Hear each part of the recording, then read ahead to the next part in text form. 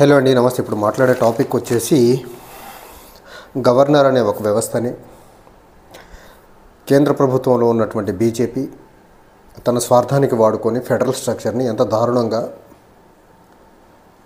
వాడుకొని రాష్ట్రాల యొక్క హక్కుల్ని హరించేసి ఫెడరలిజంని దాన్ని ఏమంటారు, ఒక టిష్యూ పేపర్ కంటే దారుణంగా ఎలా వాడుతుందని చెప్పే ఒక అంశాన్ని నిన్న కాన్స్టిట్యూషన్ కమెన్స్మెంట్కి వచ్చి 75 సంవత్సరాలు పూర్తి చేసుకున్న క్రమంలో constitutional scholar Rajiv Dhavan and అతనితో పాటు కొంతమంది senior advocates as well as retired supreme court judges constitution పరంగా దేశంలో పరిపాలన సాగట్లేదు అనేదాన్ని కొన్ని ఎగ్జాంపుల్స్ చెప్పే ప్రయత్నం చేశారు. అందులో ప్రధానంగా చూసుకున్నట్లయితే మన రాజ్యాంగంలో బేసిక్గా చెక్స్ అండ్ బ్యాలెన్సెస్ చాలా ఎక్కువ ఉంటాయి. ఏ ఒక్క వ్యవస్థ చేతుల్లో కూడా అమాంతంగా పవర్స్ అన్ని పెట్టేదానికి ఆస్కారం అయితే కాన్స్టిట్యూషనల్ ఫ్రేమర్స్ ఆ తప్పు చేయదలుచుకోలేదు. కాబట్టి చెక్స్ అండ్ బ్యాలెన్సెస్తో కూడుకున్న కాన్స్టిట్యూషన్ ఉండబట్టి దేశంలో కొలోనియలిజం నుంచి చాలా దేశాలు స్వాతంత్రం సాధించుకున్నప్పటికీ బెటర్ కాన్స్టిట్యూషన్ని రాసుకోలేకుండా అనేక సార్లు రాజ్యాంగాన్ని మార్చుకున్నటువంటి ఉదంతాలు చాలా దేశాల్లో కనిపిస్తున్నాయి. కానీ మన ఇండియన్ కాన్స్టిట్యూషన్లో ఉన్నటువంటి గ్రేట్నెస్ ఏంటంటే చాలా ఫోర్ సైడ్తో ఉన్నటువంటి ఎక్స్పర్ట్స్ మన రాజ్యాంగాన్ని రాయడం వల్ల, మరీ ముఖ్యంగా అంబేద్కర్ గారు అక్కడ ఉండటం వల్ల చెక్స్ అండ్ బ్యాలెన్సెస్తో కూడుకున్న రాజ్యాంగాన్ని చాలా అద్భుతంగా రాసే ప్రయత్నం చేశారు. దాని పర్యవసానమే గత 75 సంవత్సరాలుగా రాజ్యాంగం చాలా సక్సెస్ఫుల్గా రాజ్యాంగపరమైన పాలన సక్సెస్ఫుల్గా ముందుకెళ్తుంది. అక్కడక్కడ చిన్న చిన్న తప్పులు జరిగినప్పటికీ. కానీ గత 10 సంవత్సరాలుగా మోదీ ప్రభుత్వం వచ్చిన తర్వాత కాన్స్టిట్యూషన్ని గౌరవించిన వ్యక్తి, అంబేద్కర్ గారిని గౌరవించిన వ్యక్తి, ఈ సంఘ పరివార్ భావజాలంతో కూడుకున్నటువంటి వ్యక్తి ఏం చేస్తున్నాడంటే గోల్వాల్కర్ యొక్క విధానాన్ని ముందుకు తీసుకెళ్లాలనే ఉద్దంతంతో ఫెడరల్ స్ట్రక్చర్కి అగెనిస్ట్గా గోల్వాల్కర్ యూనిటరీ ఫార్మ్ ఆఫ్ గవర్నమెంట్ని చాలా బలంగా కోరుకున్నారు. ఒక బలమైన సెంటర్ ఉండాలని కోరుకున్నారు. ఆ రాష్ట్ర ప్రభుత్వాలకు హక్కులు లేకుండా ఉండాలని ప్రతిపాదనతో ఉన్నటువంటి గోల్వాల్కర్ యొక్క ఐడియాస్ని ముందుకు తీసుకెళ్లే క్రమంలో రాష్ట్రాల్లో ఉన్నటువంటి గవర్నర్లను అడ్డం పెట్టుకొని రాష్ట్రాల్లో పరిపాలన సజావుగా సాగకుండా రాష్ట్రాల యొక్క హక్కుల్ని కంప్లీట్గా హరించుకుంటూ ముందుకెళ్లే ప్రయత్నాన్ని బీజేపీ గత 10 సంవత్సరాలుగా చేసుకుంటూ ముందుకెళ్తుంది. దానికి చాలా ఎగ్జాంపుల్స్ ఉన్నాయి. రీసెంట్గా మనం తమిళనాడు గవర్నర్ ఎలా అక్కడ యాంటీ డెమోక్రటిక్ మేనర్లో గవర్నర్ తన విధుల్ని విస్మరించి, తన స్థాయిని విస్మరించి ఎలా చిల్లరగా బిహేవ్ చేస్తున్నారో మనం చూస్తున్నాం. అలానే కొన్ని మణిపూర్ లాంటి రాష్ట్రంలో గత 2 సంవత్సరాలుగా రాష్ట్రం తగలబడిపోతున్న గవర్నర్ తన దగ్గర ఉన్న ఎక్స్ట్రాడినరీ డిస్క్రిషనరీ పవర్స్ని వాడి రాష్ట్రం తగలబడిపోతూ ఉంది. ఇక్కడ రాష్ట్రంలో లా అండ్ ఆర్డర్ ప్రాపర్గా లేదు, ఇక్కడ ఆర్టికల్ 350 ఇంపోజ్ చేయండి అని కనీసం గవర్నర్ ఒక లెటర్ కేంద్ర ప్రభుత్వానికి, మరీ ముఖ్యంగా హోమ్ మినిస్టర్కి రాష్ట్రపతి పాలన ప్రపోజల్ గురించి రాసే ప్రయత్నం చేయట్లేదంటే బీజేపీ ఎలాంటి కీలు బొమ్మల్ని, ఎలాంటి సంఘ పరివార భావజాలం ఉన్న వాళ్ళని రాష్ట్రాల్లో గవర్నర్గా పెట్టిందో చూసుకోవచ్చు మనం. చాలా రాష్ట్రాల్లో గవర్నర్స్ అందరూ సంఘ పరివార భావజాలం, సంఘ పరివార్లో ఆ నిక్కర్ వేసుకొని శాఖలకు వెళ్ళి ఆ సంఘ పరివార్ లేకపోతే సవర్కర్, గోల్వాల్కర్ తర్వాత గాడ్సే భావజాలాన్ని చాలా బలంగా ఇంబైబ్ చేసుకున్న వాళ్ళే గవర్నర్స్గా ఉన్నారు. సో అదే అంశం మీద నిన్న Rajiv Dhavan and constitutional experts and constitutional scholars అందరూ ఈ అంశాన్ని తెలియపరిచే ప్రయత్నం అయితే చేశారు. 2014 ముందు నరేంద్ర మోదీ గుజరాత్ రాష్ట్రానికి ముఖ్యమంత్రిగా ఉన్న క్రమంలో జీఎస్టీ అనే ఒక చట్టాన్ని చాలా ఘోరంగా అపోజ్ చేసినటువంటి వ్యక్తి. అదే వ్యక్తి ప్రధాని అయిన తర్వాత 3 సంవత్సరాలు తిరగక ముందే జీఎస్టీ చట్టాన్ని ఇంప్లిమెంట్ చేసి రాష్ట్రాల దగ్గర ఉన్నటువంటి ఫైనాన్షియల్ పవర్స్ మొత్తాన్ని స్నాచ్ చేసుకొని ఒక యూనిటరీ ఫార్మ్ ఆఫ్ గవర్నమెంట్, అంటే రాష్ట్రాలు సజావుగా తన పరిపాలన చేసుకోవాలన్న, మరీ ముఖ్యంగా ఆర్థిక పరంగా రాష్ట్రాలు స్ట్రాంగ్గా ఉండాలన్న ఒక అంశాన్ని పక్కకు నెట్టేసేసి ఒక ముఖ్యమంత్రిగా పనిచేసి ప్రధాని అయినటువంటి వ్యక్తి, రాష్ట్రాల యొక్క ఫైనాన్సెస్ గురించి క్లారిటీ ఉన్నటువంటి వ్యక్తి, రాష్ట్రాలకు జీఎస్టీ వల్ల జరిగే అనర్థాలని తెలిసిన వ్యక్తి ఉండి ముఖ్యమంత్రిగా జీఎస్టీని వ్యతిరేకించిన వ్యక్తి ప్రధాని అయిన తర్వాత జీఎస్టీని తీసుకొచ్చి ఈరోజు సెంటర్లో ఉన్నటువంటి ప్రభుత్వం జీఎస్టీ విచ్చలవిడిగా వాళ్ళు ఏ ప్రోడక్ట్ మీద ఎంత జీఎస్టీ వేయాలనేది రాష్ట్ర ప్రభుత్వము లేకపోతే రాష్ట్ర ప్రభుత్వం ప్రజల యొక్క సెంటిమెంట్స్తో సంబంధం లేకుండా జీఎస్టీలో వాళ్ళు తోచిన విధంగా జీఎస్టీ వేసుకుంటూ వెళ్తున్న విధానం ఏదైతే ఉందో ఇది completely against the basic structure of the constitution. And basic structure of కాన్స్టిట్యూషన్లో federalism is part of basic structure of the constitution. ఇలాంటి అంశాలన్నింటినీ పక్కన పెట్టేసేసి ఒక యూనిటరీ ఫార్మ్ ఆఫ్ గవర్నమెంట్ని ప్రమోట్ చేసుకుంటూ ముందుకెళ్లే ప్రయత్నం చాలా బలంగా చేస్తున్నారు.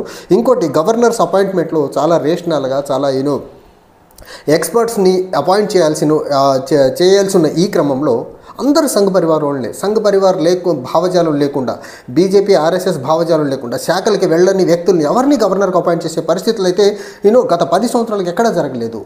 తర్వాత ఇంకోటి మనం చూసుకున్నట్లయితే గత 10 సంవత్సరాలుగా వీళ్ళు చేస్తున్నటువంటి ఇంకోటి ఫైనాన్సెస్ జిఎస్టీ రూపంలో స్నాచ్ చేసుకున్నారు.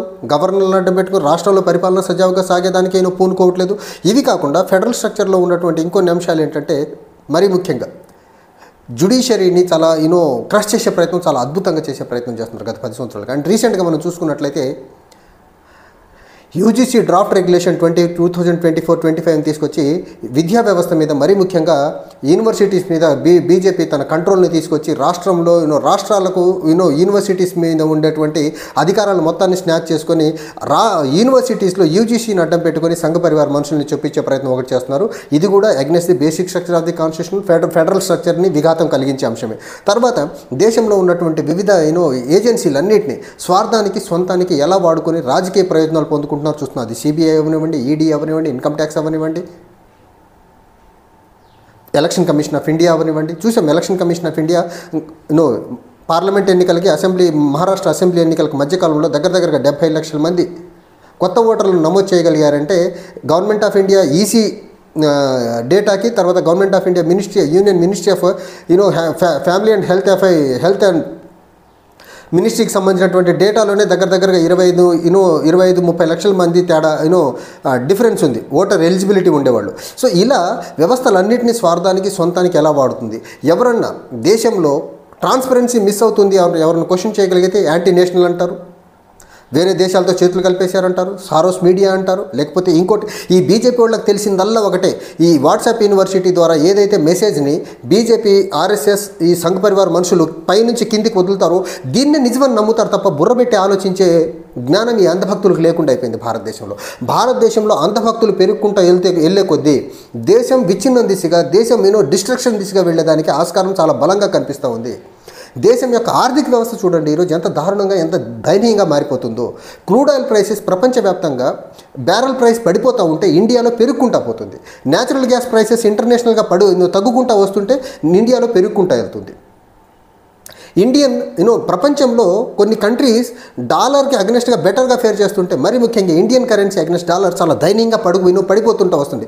ఇవన్నీ ఈ సంఘ పరివార మనుషులకి, సంఘ పరివార భావజాలం మనుషులు సంఘ పరివార భావజాలం ఉన్న మనుషులకి, ఈ ఆర్ఎస్ఎస్ బీజేపీ యొక్క ఆ కౌ పాలిటిక్స్కి అడాప్ట్ అయిపోయిన వ్యక్తులకి ఇవి అసలు కనపడుతున్నాయా లేదా? ఇవన్నీ దేశం యొక్క ఆర్థిక వ్యవస్థని చిన్నభిన్నం చేసే అంశాలని మీరు గుర్తెరుగుతున్నారా లేదా? వీళ్ళకు దేశం ఎటుపోయినా పర్లేదు, బీజేపీ ఆర్ఎస్ఎస్ వీళ్ళు అధికారంలో ఉంటే చాలు, వీళ్ళ భావజాలం నిజమనేసి దేశం మొత్తాన్ని రిస్క్లో పెట్టే ప్రయత్నం చేస్తున్నారు ఈ అంధభక్తులు. ఈ మోడీని, ఈ ఆర్ఎస్ఎస్, ఈ బీజేపీ యొక్క భావజాలను గుడ్డిగా సపోర్ట్ చేసి మతం అనే ఒక ముసుగులో మతం అనే ఒక అంశాన్ని అడ్డం పెట్టుకొని.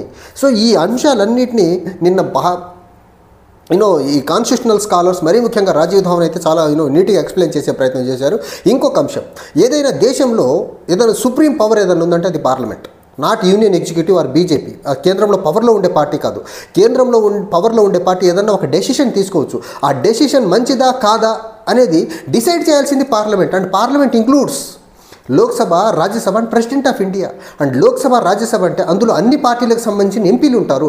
ఈ జ్ఞానం లేని బీజేపీ వాళ్ళు యూనియన్ ఎగ్జిక్యూటివ్ ఏది డిసైడ్ చేస్తే, యూనియన్ క్యాబినెట్ ఏది డిసైడ్ చేస్తే అదే దేశానికి సంబంధించిన అంశమని భావిస్తున్నారు. దాని మీద చర్చలు జరిగేదానికి ఆస్కారం లేకుండా పార్లమెంట్ యొక్క సిగ్నిఫికెన్స్ని, పార్లమెంట్లో జరగాల్సినటువంటి చర్చ మొత్తాన్ని పక్కకు నెట్టేసేసి పార్లమెంట్లో ఏదైనా అంశం మీద ప్రతిపక్ష పార్టీలు చర్చకు లేవనెత్తితే, చర్చకు పట్టుబడితే యాంటీ నేషనల్ అనే ఒక ముద్ర, ఒక బ్రాండ్ వేసేసేసి దేశాన్ని కంప్లీట్గా ఒక రాచరికపు లేకపోతే ఒక ఆటవిక దేశం వైపుగా తీసుకెళ్లే ప్రయత్నం ఈ మనువాదులు గత 10 సంవత్సరాలుగా చేస్తున్నారు. దీని నుంచి దేశం బయటపడాలి అంటే ఖచ్చితంగా దేశంలో ఉన్నటువంటి యువత బీజేపీ చెప్తున్నటువంటి ఈ నగ్న సత్యాల నుంచి బయటికి రావాలా.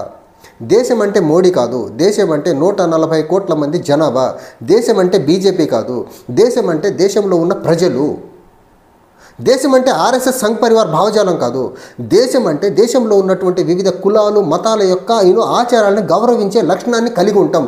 ఈ బీజేపీ, ఈ ఆర్ఎస్ఎస్, ఈ సంఘ పరివార్ ఈ మనుషులకి దేశంలో ఉన్న వివిధ కులాల, మతాల యొక్క సామరస్యాన్ని, వాళ్ళ కల్చర్ని గౌరవించే సంస్కృతి లేని సంఘ విద్రోహ శక్తులు, లేకపోతే సంఘహీనులు ఈ ఆర్ఎస్ఎస్ బీజేపీ మనుషులు. వీళ్ళ మైండ్ సెట్లో మార్పులు రానన్ని రోజులు దేశానికి ఎప్పటికీ ఇది థ్రెట్గానే మిగిలిపోతుంది సంఘ్ పరివార్ బీజేపీ యొక్క భావజాలం. Thank you.